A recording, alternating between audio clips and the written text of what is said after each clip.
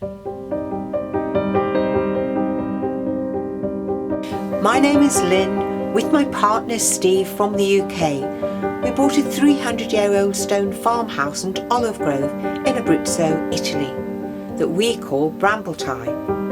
Brambletie is situated just outside a small village overlooking the Adriatic Sea and the Maiella National Park. We've taken on the restoration and renovation of Brambletie ourselves to become our future home. We'd love you to come along with us whilst we learn new skills, a new language, live the lifestyle and explore the region with our dog Button.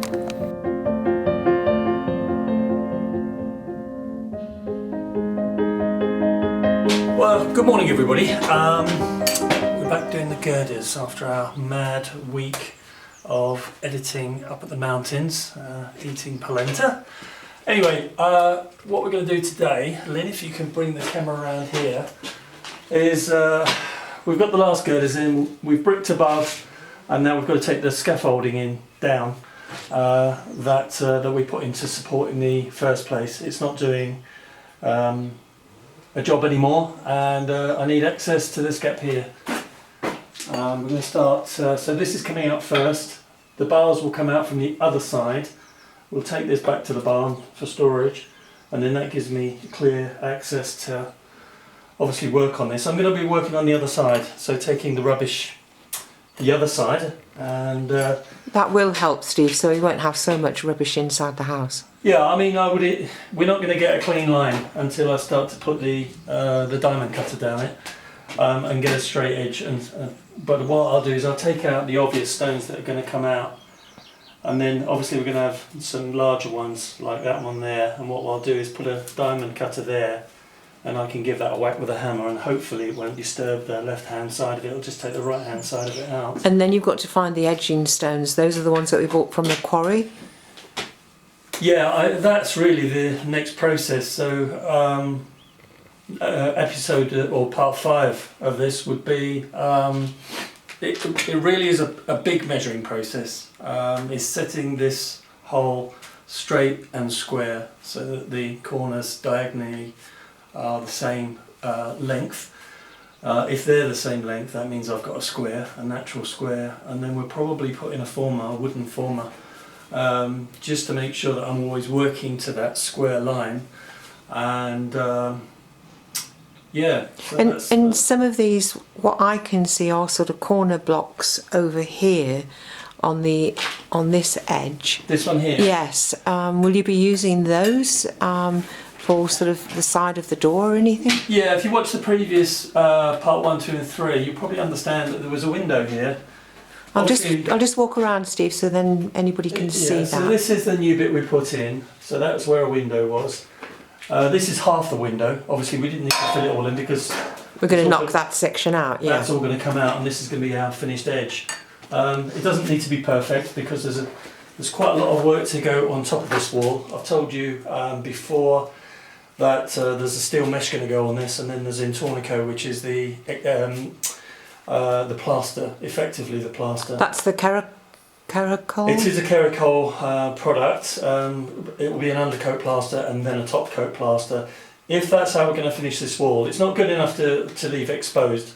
And we don't want to leave too much stone exposed anyway. No, we want a contemporary look inside. That's what we said. I don't know what people think about it, but for us personally, yeah. So this will be a finished wall with obviously plaster rendered, and then we'll leave the ceiling. I had a few questions from people about the ceiling. Obviously, it's beautiful, but I wouldn't touch it. What we will do is give it a light sandblast, and I mean a light sandblast, and all that sandblast will do is just take away the plaster that looks a bit messy at the moment, and then they'll polish up lovely. These ceilings look beautiful when they're finished, but there's a lot of work that's got to go into that, and we're nowhere near finishing the ceiling. Obviously 1 or 2 of the stones probably will have to be replaced. I really need to go over it with a fine tooth comb. So it's a real individual job, and the first part of the works on the ceiling is all the work above anyway, and inside these quadrants we've got to do quite a lot of work actually inside them. You've got to do all the cleaning, yeah, I've got to and climb prepare. inside Yeah. take all the rubbish out. Anyway, But that's another back job. to this lot. Yeah, back to this one. So I'll just whip these shackles off. It's 24 degrees outside today. It's gorgeous. So shorts on for the first time this year. Oh yeah, hold on a minute. I better show the legs. Oh yes. Yeah, but not too close to the legs. Yeah, we've got the legs. Came down. I do notice that you do have all your safety equipment on. You've got your helmet. You on the head. Yep. I won't be here, will I? Maybe I should have had mine on. So there. They're in quite solid, aren't they? Yeah, just release. Might take, surprisingly with scaffolding, it takes hours to put up and 5 minutes to take down. And in total, we put how many girders in there?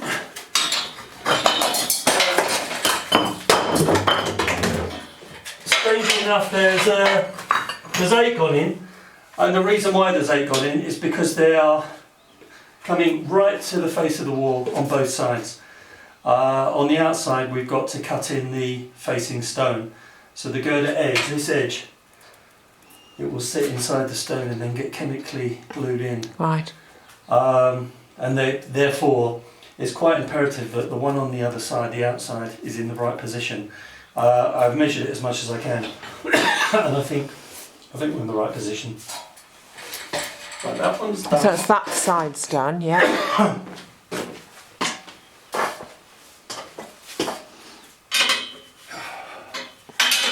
I'm just going to get a little closer, but not too close.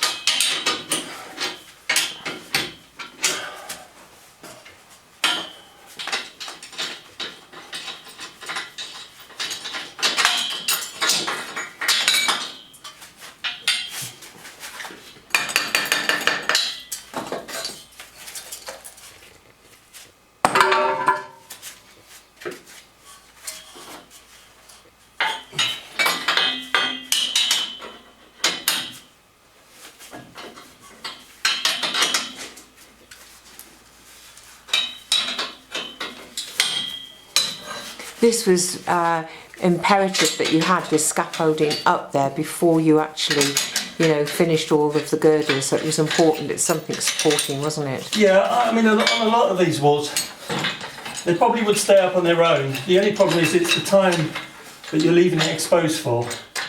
That's the problem, and obviously the wall could fall on by itself.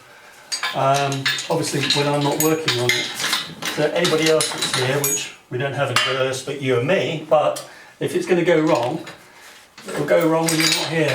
Right, all that's off. I'm just going to take off the inside of this one as well.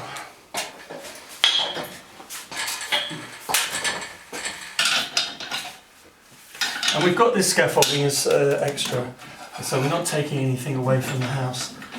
I mean, the fact is we own our own scaffolding anyway, don't we? Yeah, it was quite handy really. It was in a period of COVID, and although you get the scaffolding certificated initially, When they put it up, that was, wasn't it? It had to be planning, done it has properly. to be certificated. But then the company offered us to buy for a very reasonable price, and to be honest with you, when you're working alone, obviously jobs take much longer. We need this to be up for as long as we need it for. We can't be rushing jobs because we have to get the scaffolding back to the scaffolding company, and it just made complete sense to buy. It's one of those things that you perhaps don't think of when you're building, especially when you're working alone. I think it's the length of time, and in fact, you're renting the scaffolding on a monthly basis, and that puts you under pressure. Yeah, it's a pressure you don't need when you're building, for sure. Just looking for a bar. I did have one. Was it the crowbar by any chance? No, it's just the. Actually, I'll use a rubber. There is a red crowbar over there. I've just seen it. Oh, okay. We've got a mallet. I've got Thor. It's called Thor. Yeah. Oh yeah. Can I get that on there? I think we just did. Yeah. Thor. This is a great mallet. Thor the mallet. So I told you when I put this up, we put some adjusters on. and it just helps with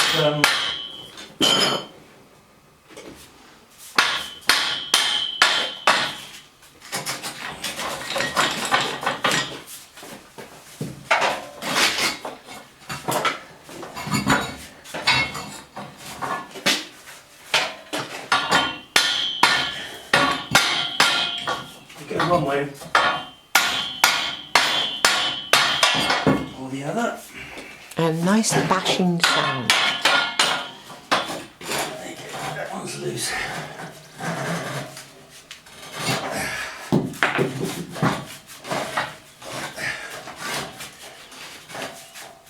Yeah, this is a very different video to the video that we did up in Pasta Lanciana with the polenta and Sergio at the local taverna.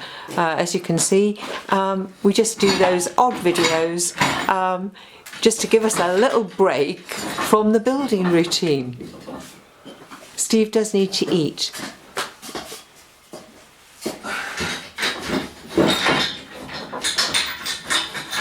Oh, scaffolding's coming away nicely.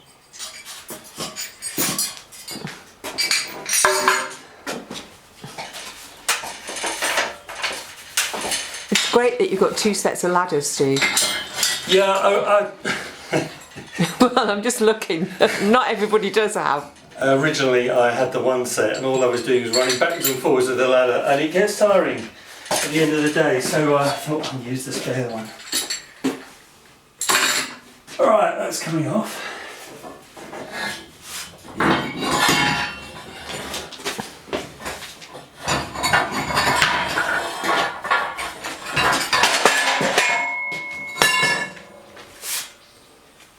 That's those extra legs that fell. Yeah, these things are awkward and heavy, and they're just the wrong shape to carry. What exactly do you call these particular frames? Has it got a name? Scaffolding. I thought it might have been, you know, had a special name. No. Are we going outside now? Just bear with me a second. Yeah, careful of... Yeah, am I going outside with you? Yeah, just 1 second, I just need to make sure that... So these two bars that's there at the moment that we can still see can't come out until you unloosen the other end, presumably. You can see they're still solid in there. Yep. So we might need just a little bit of tapping somewhere. I just want to make sure that they're not cemented in. Okay. Am I going to follow you outside now? Yeah, if you want to shut that down and come up on the scaffolding, you've got your boots on, haven't you? Oh yeah, of course. Okay, so that's the inside done. Just got to take the outside off now. Same thing.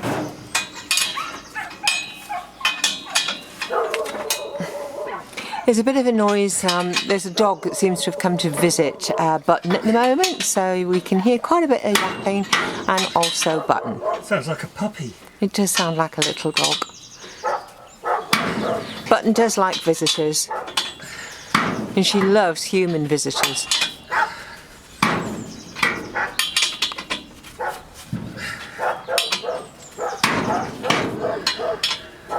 It was actually quite funny because, is it okay, Steve, if I tell a little story about, we had two visitors that we've got to know through our YouTube videos that came to visit us the other day.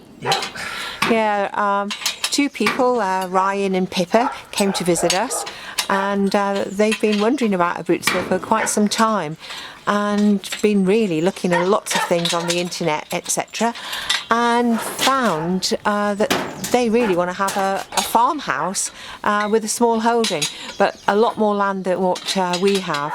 But they came to visit us the other day and loved our project, loved what we're doing, and it looks like while they've been out here they've actually discovered something for themselves. So hopefully we will hear more from Ryan and Pippa at a later time, and good luck to them for them to be able to follow their adventure and their dream. I just thought that was a little story that you might want to know. It was quite good as well because Steve had cake. I made walnut cake that came from the walnuts nearby that I had collected last year. Yeah, I wasn't allowed to eat it. Oh no, he wasn't allowed to eat it the night before when I made the cake. And he said, "Oh," he said, "I think I'll have a piece of cake after we had dinner." And I went, "No, no, no, that's for tomorrow. We've got the visitors." So anyway, Steve did have a piece of cake, and we just turned the cake round when Ryan and Pippa arrived, and then cut the cake. That's the kind of thing my grandma would have said years ago. No, you never know, that's for somebody else. So I might not be able to make polenta, but I can make walnut cake. Now these look like these have come off much easier. Yeah. I'm just going to get a little closer, just to get a better angle. We're getting a good shot of your legs. That's good. Oh, lovely.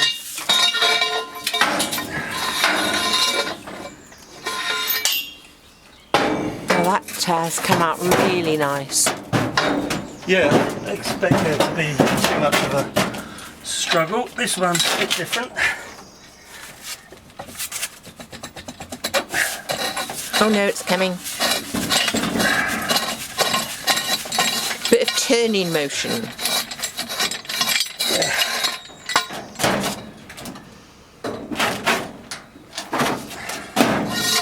So would you say that the harder job now is knocking out this stonework, Steve? Well, it's just a labouring job really. I mean, the hardest job is to get things straight and level. And obviously, once I start showing you how the frame stone is going to go with this stuff. And those were the nice pieces that we actually managed to acquire from the quarry. Yeah, I mean, I think there's a fair amount of cutting there that needs to be done and forming, but and obviously aging. We've got some aging to do, so I don't want brand new blocks going in. No.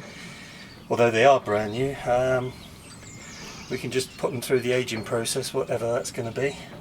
Design that one, and then we need a rebate. So this is the. Should I try and have a look? Where do you want me to have a look? Here. Just focus in on the bottom line. I was going to say we can see how close that girder is to this exterior wall, So which is good. The top stone will rely on this part of the girder to slide onto, like my hand is doing now. Got it. And then I'll chemical it in with it's a compound, it just goes off like rock, and it will glue the concrete to the actual steel. But when it comes to the middle, that groove is going to stop that stone from bowing down, so that it stays straight level, as long as I've cut the groove in the stone, not over large, and it slides on nicely. Right. Then this there'll be a keystone in the middle anyway, which will sit here. When you say a keystone, we're talking about a keystone like the centrepiece that we've got on the door, and we've also got above here. If you walk around here. Excuse me. By the way, it is gorgeous and hot here at the moment, everybody. I'm going to show you a keystone that Steve wants to show. Right, so these were not originally, they weren't here before. It was just the arch going all the way around. That was completely missing, wasn't it, that one? And I hadn't cut the arch, that was already in two pieces.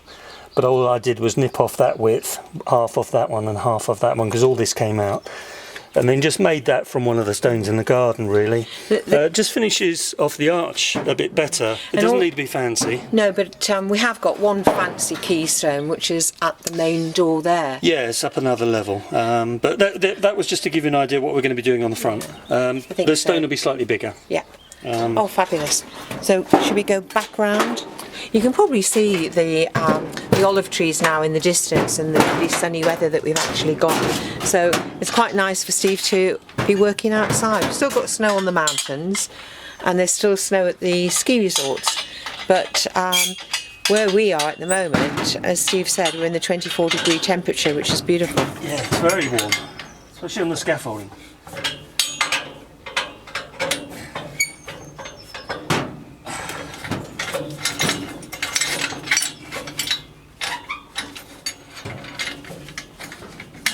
Is it just the nut that you're trying to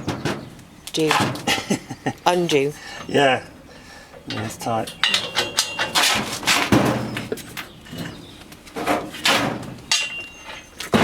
I'm just going to scan the camera inside the house a little bit. Is that okay at the top level here? because people haven't seen anything on the inside, have they? No, they haven't. No. Let's be careful. I'm not going to go in there because it's difficult. I've got to climb up. But you can see that we've got a tin roof and we've got a lot of work to do. Right, okay, so that's everything out. So it's all stayed up.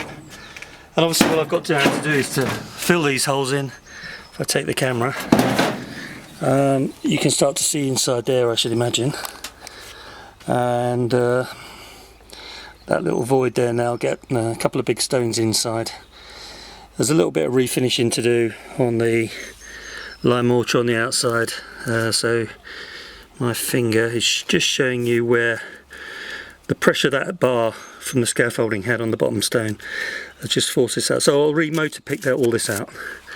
That'll all come back out, and I'll re-lime that. But that's okay. It's not such a problem.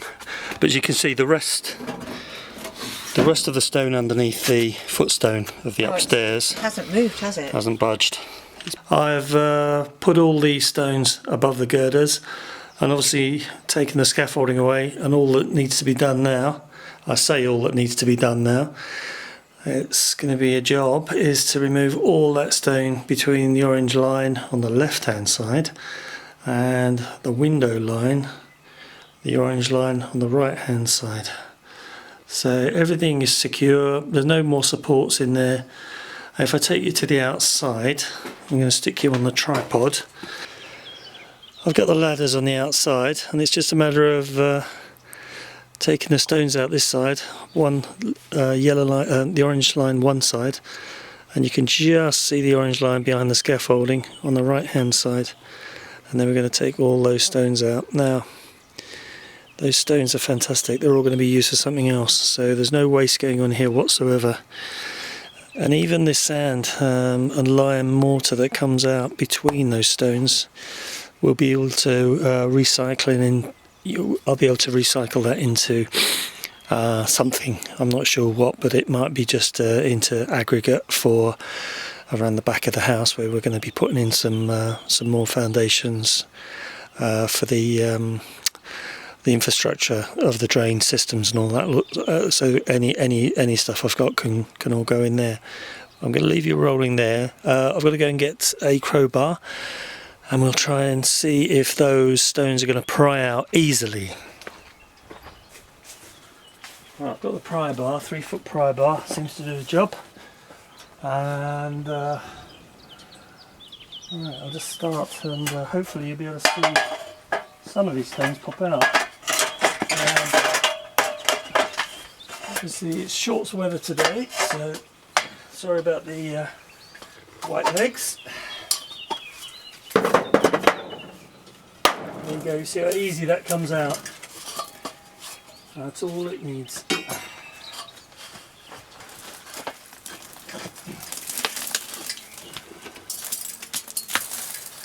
So that's an example of why we've got to have seismic, which is earthquake proof steel going in to all the inside walls, special types of cement which locks that steel onto the inner wall.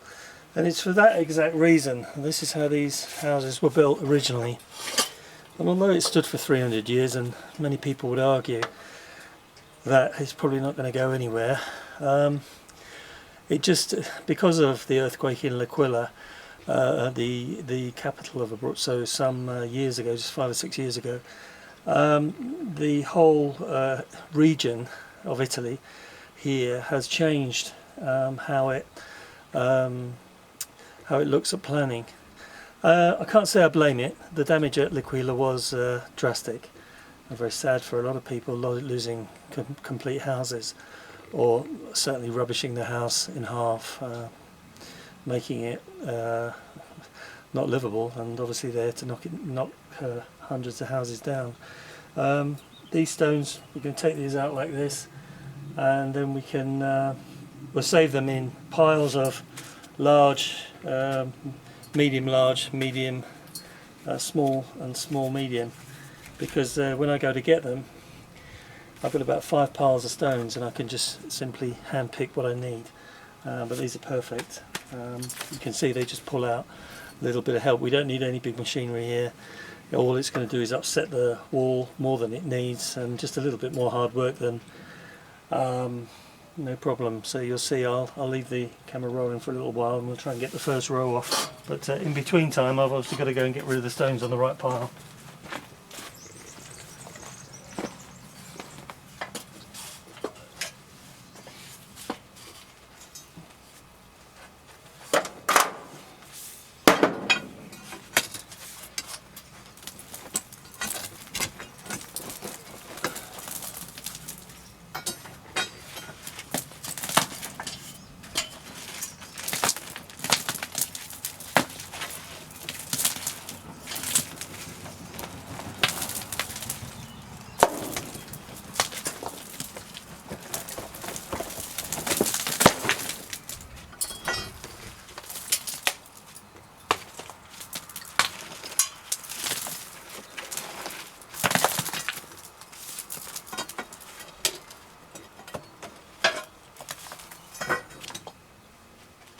Found a pair of shorts. Lynn has found another pair of shorts for me.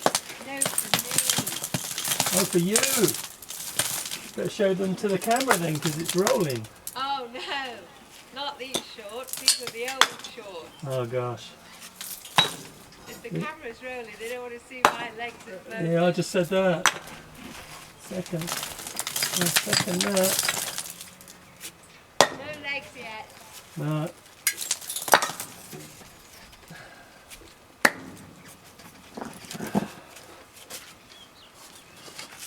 Right, that's good.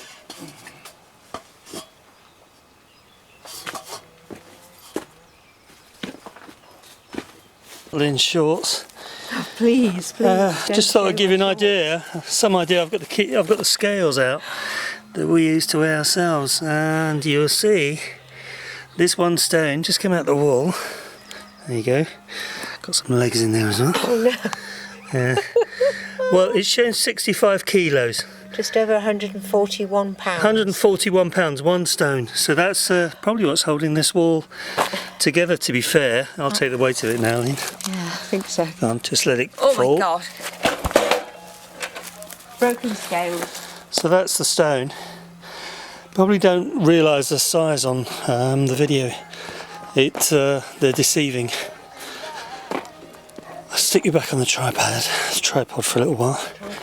Well, stones are heavy, you tend to say strange words. Yeah,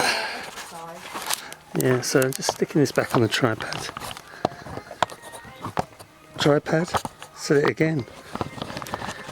Alright.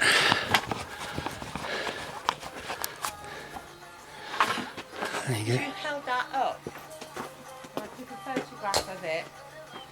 Thumbnail. What stone? That stone. Yeah, really. I've got an idea though. Have you? What? Oh, I'll tell you about it in a minute. It's photographed, isn't it? Oh, okay, so just standing on a couple of stones here. It's always a little bit sad removing somebody else's work, especially when they did it 300 years ago. But these stones are quite tightly packed together, and then they've got this lime and sand. If anybody knows actually what this mixture is, it'd be nice to see, because it was done hundreds of years ago. There's no records of any of these farmhouses, any planning or anything like that. All the plans were probably issued in the mid 90s, when some additional work was going on, and I would imagine that that's when the original plans went in. And I guess a lot of structures had fallen away by then anyway. There's a few around the local area where they're just complete ruins, and you could build them back up and they'd look nice, but they're not like this. This is still standing. But it'd be nice when this opening is done, and what it will do, and the reason why we're doing it, is to let a lot more light in. We haven't got enough light downstairs, and once this opening is done, it'll give us a great deal more light. The sun rises directly behind the camera, so it's going to be shining straight in here in the morning when it rises. And there's a light requirement in Italy of something like 15% of the room needs to be with windows. in order to fulfill the light requirements for the project. But anyway, I'm going to carry on, and I'll catch up with you a little bit later. Okay, so I'm just by the wall, just taking the stones out, and just looking at Miss Button here at the moment. What a life she has. So we've been trying to keep Miss Button a little bit closer to us when we're doing jobs outside. I don't really want her on a chain or a lead. She'll chew through anything that isn't chain, but then the chain tends to be a little bit heavy and it weighs on her. So we're trying to train her to stay with us. And I have found this lady on the internet. I can't remember her name right now. If I can find it, I'll put it in the description as a link into this video. And she's been fantastic. I've only just found her, and Button is already responding. So we've got a fairly big hole going in here, and that's coming out quite nice. Stones are coming out very easily, and they're just lines of large stones filled in with the limestone and sand. And what we've got is these teeth that are going to be interlinking all the way down, and what I'm going to have to do is, when we've removed all the stone from the wall, work out how we straighten up that edge. I'm not going to start cutting into them at the moment, because obviously I've got the finishing stone to prepare, and I really need to measure that quite finely before we start to hack away at that edge wall, which I don't want to do until I've done all the measuring properly. And what I'm doing with the stones is I'm taking them over here, more or less one by one if they're big ones, and placing them down. So those two stones there, which are these two in the middle of the shot now, they're a couple of masonry stones squared off, so they'd be 30 or 40 euros a pop, but I'll keep those aside because they're going to join about another 120 of them that I've got, and they're invaluable to us on this job. And the rest of the stones are all here.